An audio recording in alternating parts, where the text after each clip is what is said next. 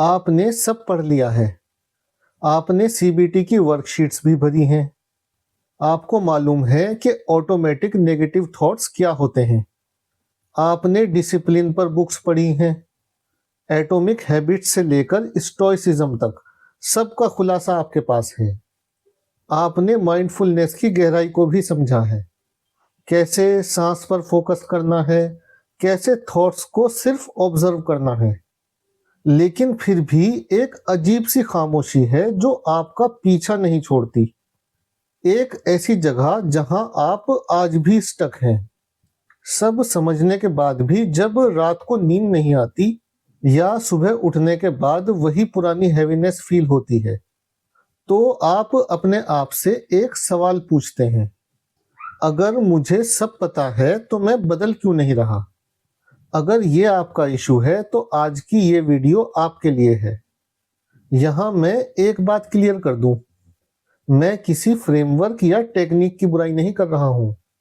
मैं लगातार different problems और उनके सॉल्यूशंस को लेकर वीडियोस पोस्ट करता रहता हूँ, जहाँ कई बार टेक्निक्स यहीं से आती हैं और ये टेक्निक्स बहुत से लोगों पर बहुत अच्छे से काम भी करती हैं।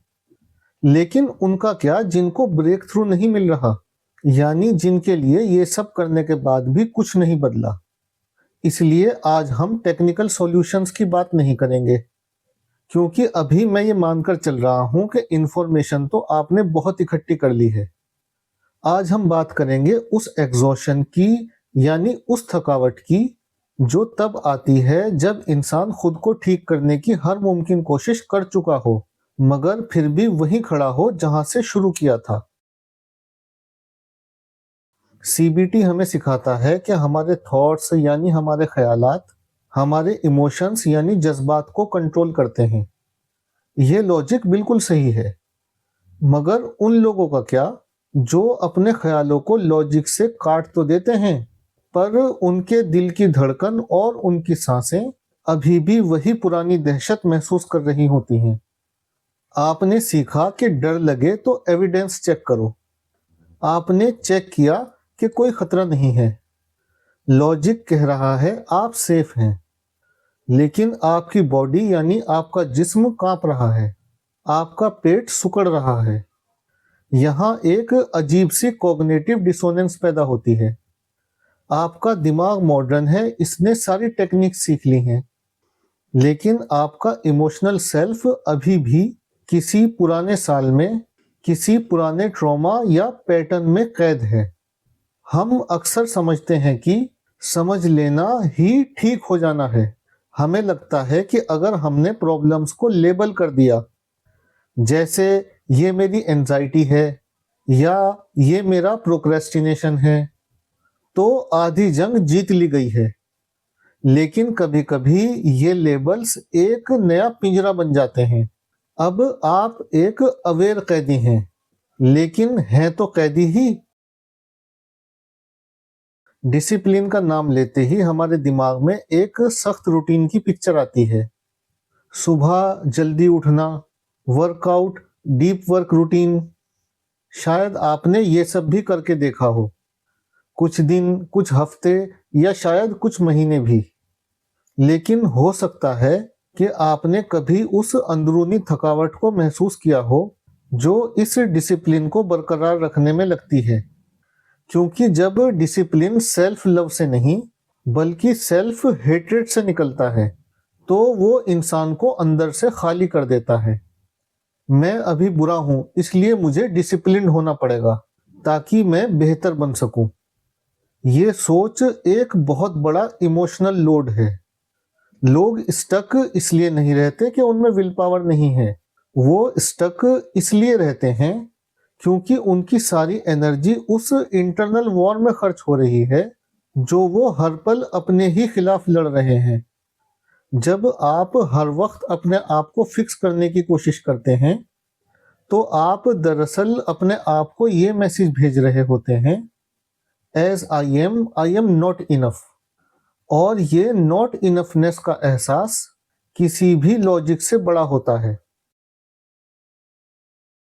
माइंडफुलनेस को अक्सर एक एस्केप की तरह बेचा जाता है। बस प्रेजेंट मोमेंट में रहो, सब ठीक हो जाएगा। लेकिन उन लोगों के बारे में सोचिए जिनका प्रेजेंट मोमेंट ही तकलीफ दे है, जिनके लिए खामोशी में बैठने का मतलब है उन यादों और उन एहसासों का सामना करना जिनसे वो सालों से भाग रहे हैं। उनके लिए ये माइंडफुलनेस शांति नहीं लाता, बल्कि एक फ्लड गेट खोल देता है। यह माइंडफुलनेस के कॉन्सेप्ट की कमी नहीं है, बल्कि उस दर्द की गहराई है जिसे अभी तक जगह नहीं मिली। जब आपने माइंडफुलनेस समझ ली तो आप ऑब्जर्वर बन जाते हैं, लेकिन कभी-कभी आप एक जजमेंटल ऑब्जर्वर बन जाते हैं। आप अपने दर्द को देख रहे हैं और फिर अपने आप को जज कर रहे हैं कि मुझे तो अब तक माइंडफुलनेस आ जानी चाहिए थी, मुझे अब तक शांत यानी काम हो जाना चाहिए था। यहाँ माइंडफुलनेस एक टूल नहीं रह जाती, बल्कि एक बेंचमार्क बन जाती है जिसमें आप फेल हो रहे होते हैं। मसला टेक्निक की कमी का नहीं है, मसला कॉन्टेक्स्ट का है। हर इंसान का एक इमोशनल बेसलाइन होता है जो उसके बचपन, उसके माहौल और उसके लाइफ के तजुर्बे से बनता है। अगर आपका पैटर्न सेल्फ सैबोटाज का है, तो आप दुनिया की सबसे बेहतरीन सीबीटी की टेक्निक भी सीख लें, आपका दिमाग कोई ना कोई रास्ता निकाल लेगा उस टेक्निक को फेल करने का। क्यों? क्योंकि वही दर्द आपके लिए सेफ है, वो नोन है। नया रास्ता, नई खुशी, नया डिसिप्लिन अननोन है। और हमारा पुराना दिमाग यानी लिम्बिक सिस्टम हमेशा फेमिलियर को चुनता है, चाहे वो तकलीफ दे ही क्यों ना हो। जब हम कहते हैं मैं स्टक हूं, तो दरअसल हम कह रहे होते हैं कि मेरे अंदर दो ताकतें लड़ रही हैं।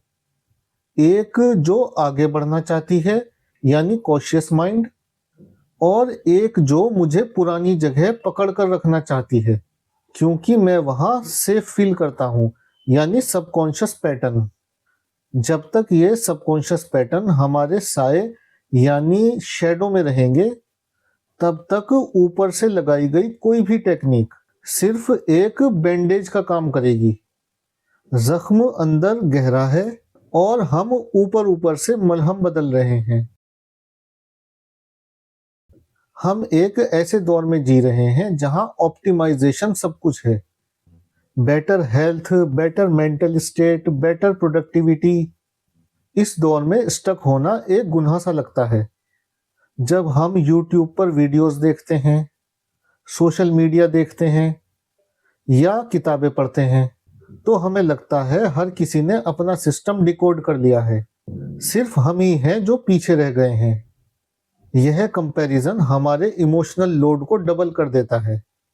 अब आप सिर्फ स्टक नहीं हैं, आप इस बात पर भी परेशान हैं कि मैं स्टक हूं, जबकि मेरे पास सारी इंफॉर्मेशन है। इंफॉर्मेशन और ट्रांसफॉर्मेशन के बीच में एक बहुत बड़ा गैप है, और उस गैप का नाम है इंटीग्रेशन।